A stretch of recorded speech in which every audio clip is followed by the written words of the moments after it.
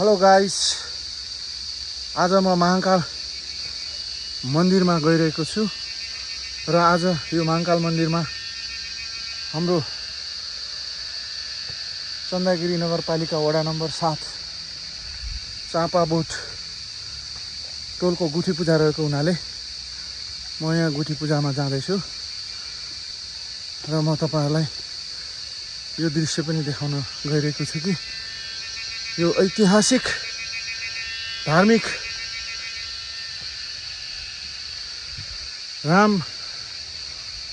भगवान राम लक्ष्मणले घोडा धसेको ठाउँले पनि परिचित रहेको छ र यो चाहिँ हाम्रो बीच जंगलमा रहेको छ। एकदम मनोरम शान्त र एकदम रमणीय ठाउँमा रहेको यो तपाईलाई म प्रस्तुत गर्न गइरहेछु र हाम्रो यसमा जानको लागि धेरैवटा सिँढीहरू प्रयोग गर्नुपर्ने हुन्छ र यो अलि सिँढी एकदमै मजाले बनेको हामी देख्न सक्छौं। बीचमा रेलिङ हानेर गाइस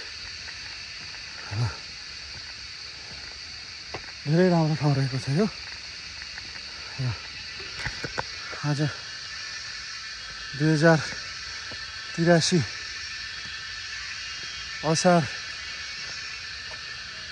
13 गते शनिबारको दिन बिहानको कार्यक्रम रहेको छ र म तपाईहरुलाई यो देखाउने प्रयास गरिरहेको छु। किनभनेदेखि